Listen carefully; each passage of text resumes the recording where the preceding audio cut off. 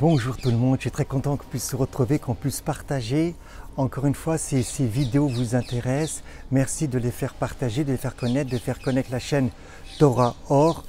N'oubliez pas de vous abonner et si vous avez des questions, avec joie, j'essaierai de répondre, de me rendre disponible, que ce soit par écrit ou par oral, car vous pouvez très bien aussi m'appeler avec joie. Nous avons vu donc la dernière fois dans la vidéo précédente l'importance, la force de la vision, qui est plus importante que la force de l'ouïe, de l'entendement. Nous avons vu l'impact que fait la vision, d'accord, l'impact sur nous psychologique et même spirituel. C'est écrit dans un verset d'Isaïe, « Sous Énerem, levez vos yeux et regardez qui a créé tout ceci ». Le prophète ne dit pas d'étudier, mais bien sûr qu'il faille aussi étudier. Attention, on n'est pas fromage ou dessert, hein. On est fromage et dessert. Bon, moi je ne mange pas de fromage, voilà, je suis tunisien, en tout cas d'origine tunisienne, mais bien sûr l'étude est importante. Mais lorsque le prophète dit « Levez vos yeux et regardez qui a créé ceci », il sait très bien, mieux que quiconque, la psychologie de l'être humain. Il reçoit comme une prophétie, donc comme un message divin, et le divin nous dit, donc le Créateur nous dit « Vous voulez m'aimer, vous voulez avoir une relation avec moi directe, mais levez vos yeux et regardez, car la vision a un impact très important. » La vision nous amène dans une contemplation, une méditation. Et la contemplation et la méditation n'est pas synonyme, excusez-moi peut-être l'expression, d'une chita particulière. J'entends souvent, oui, que ça serait d'une sensibilité plus ou moins Breslev ou pas Breslev, mais peu importe. Le prophète est-il Breslev? Bon, si ce sont les Breslev qui développent ça, très bien. Mais nous sommes tous appelés à lever les yeux. Et ce n'est pas perdre un temps sur l'étude de la Torah, sur l'étude de la Gemara, sur l'étude de la Ra, à lever les yeux et à regarder, à contempler pour avoir un impact d'une relation directe avec le Créateur. Ça, c'est une première chose que je vais vous dire. On en parlera très souvent, cette méditation, cette contemplation au sein même du judaïsme. Il y a autre chose qui est extrêmement important aussi. Nous voyons que c'est écrit que le Créateur a regardé dans la Torah pour créer le monde. Ça veut dire que si je veux créer quelque chose en moi, dans mon monde intérieur, je dois passer par la vision, imaginer les choses qui vont se réaliser, avec l'aide bien sûr du Créateur, de la transcendance divine. Mais je dois passer par la visualisation. La visualisation est extrêmement importante pour créer le monde, puisque la pédagogie divine a été de regarder dans la Torah pour créer le monde. D'où l'importance, et j'insiste, que lorsqu'on ouvre la Torah, pour qu'elle puisse avoir un impact sur notre réalité humaine, nos tendances, nos caractères, nos psychologies, notre passé, nous ne devons pas uniquement la lire pour essayer de l'expliquer tout de suite et laisser de pouvoir maîtriser le texte. Nous devons regarder, être dans le regard. Et la question qu'on va se poser, surtout lorsqu'on l'étudie beaucoup, et dans ma formation, ça a été le cas, je continue tout ce qui touche les neurosciences, puisque c'est écrit dans un verset de Job. Mi basari ahazé elokai. De ma chair, je vais pouvoir contempler le divin. C'est-à-dire de ma personne, de ma structure, de mon organisme humain. Et pourquoi? De mon organisme humain, de ma personne humaine, je peux contempler le divin. Vous voyez, marqué encore ahazé, voir, contempler. Car c'est extrêmement important, parce que nous sommes faits à l'image et la ressemblance du Créateur. Donc en contemplant, en essayant de voir comment fonctionne la structure de l'être humain, on va pouvoir avoir une approche de connaître toujours plus le Créateur, la transcendance divine. Et la connaissance appelle à une relation directe, appelle à une relation d'amour et de crainte filiale, véritablement, envers la transcendance divine. Nous voyons, la question va être la suivante, est-ce que nous voyons avec nos yeux de chair, avec mes yeux, ou avec mon cerveau? Drôle de question peut-être. Eh bien oui, je vous la pose. Avec quoi nous voyons? Est-ce que nous voyons avec notre cerveau, ou bien est-ce que nous voyons avec nos yeux? En fait, il faut savoir une chose, les yeux captent l'information, mais c'est le cerveau qui va interpréter. On dira des fois c'est notre pensée. Je reste dans la neuroscience. C'est le cerveau donc qui va interpréter l'image que l'œil va envoyer d'une certaine façon du monde, d'un événement, d'une parole, sera décodé, compris par notre cerveau.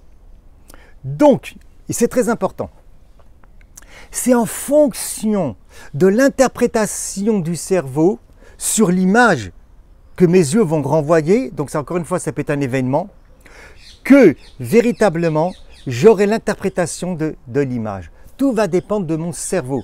Tout va dépendre comment je vais éduquer mon cerveau. Tout va dépendre comment mon cerveau a été éduqué.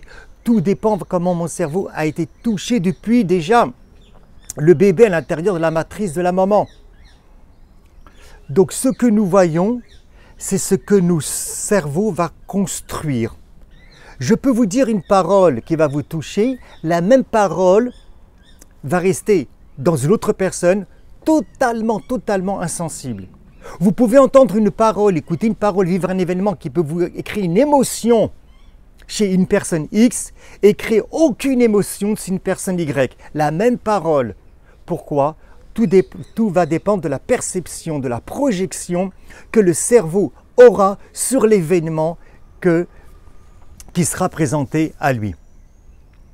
L'œil, en fait, est comme un appareil photo. Lorsque l'appareil photo prend une photo, d'accord, il ne voit pas la photo. De même, notre œil, c'est exactement la même chose. Donc, en fait, je répète, car c'est extrêmement important, le cerveau nous donne à voir le monde tel que notre cerveau l'a compris, tel que le cerveau a été éduqué. On pourrait dire notre pensée. On parle beaucoup de pensée positive, d'accord? Donc, il va nous donner à voir ce que l'œil va nous renvoyer de la scène, tout simplement. Donc, en fait, ce que l'on voit du monde, ce que l'on voit des événements, ce que l'on voit d'une parole que j'entends, ce que l'on voit d'une expérience que je vis, d'un événement que je vais vivre, d'accord, n'est peut-être pas la réalité réelle, n'est peut-être pas véritablement la photographie de ce monde extérieur, d'accord. Ça va être simplement une construction de mon cerveau.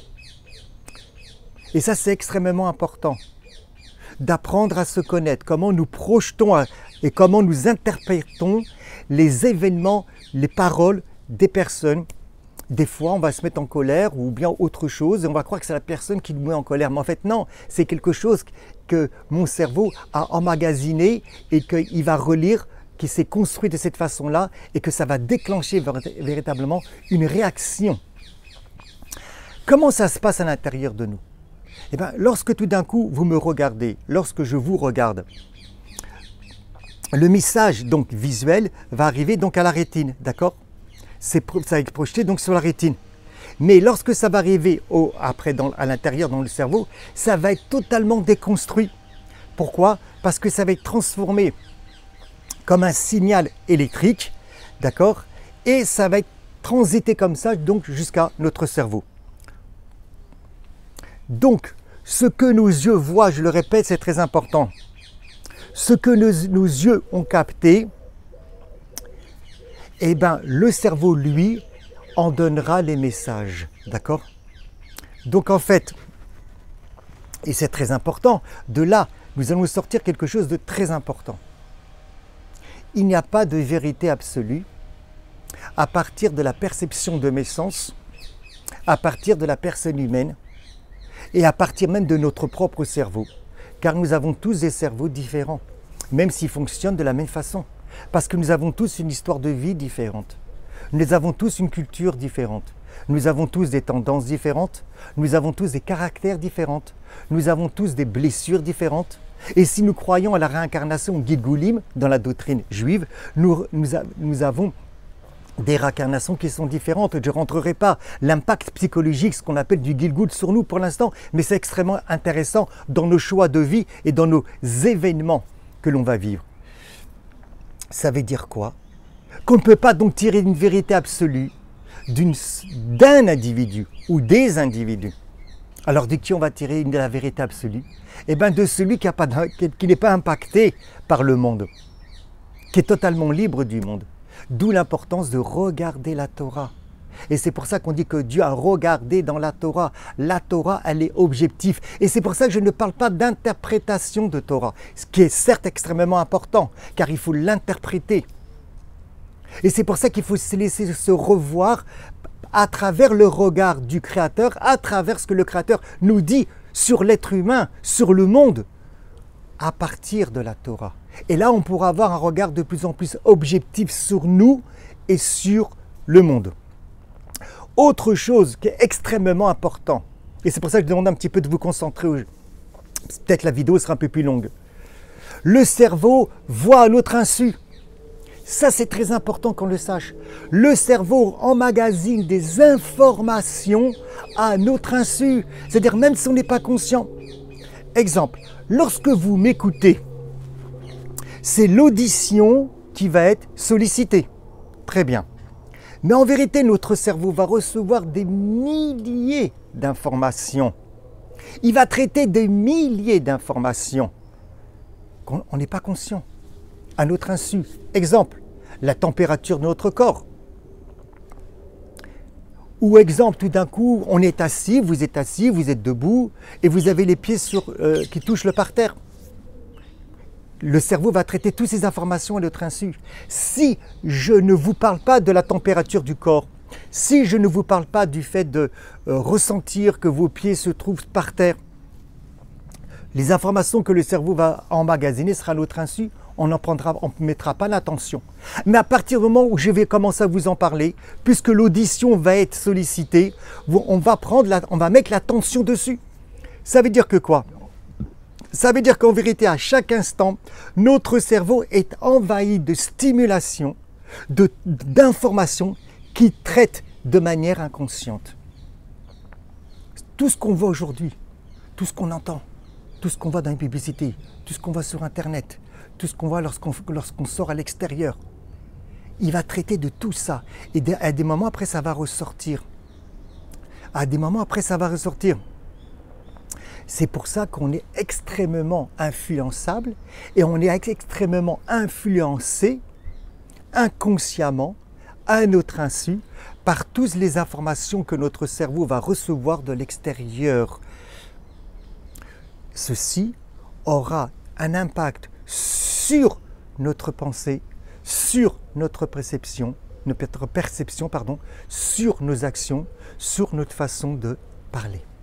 D'où le fait de faire attention et de porter une attention à notre cerveau, que notre cerveau porte une attention dans la prière, mais pas seulement dans la prière, lorsque je sors à l'extérieur, pour ne pas qu'il emmagasine des choses qui après vont ressurgir, et on se demande à n'importe quel moment, tout d'un coup parce qu'il aura emmagasiné ces informations qui ne sont pas bonnes pour nous. Voilà, je vais m'arrêter là par rapport à ce qu'on appelle les neurosciences. On reprendra le sujet et on fera le lien très fort avec la Torah. On en a commencé à faire le début. Je vous redis encore un autre verset de la Torah pour dire, voilà, on a commencé avec un verset de la Torah, on a fait un petit peu de neurosciences au milieu et on termine avec un verset de la Torah. Le livre des Nombres, le chapitre 15, le verset 30. Quand vous aurez cette frange, vous la regarderez et vous vous souviendrez. On parle des tzitzit. Vous regarderez et vous allez vous souvenir. C'est intéressant, il y a un lien entre la vision et la mémoire. Je vous souhaite une très très très belle journée dans la joie. N'hésitez pas encore une fois, si vous intéresse, à vous abonner, à faire partager la vidéo et je reste avec joie à votre disposition.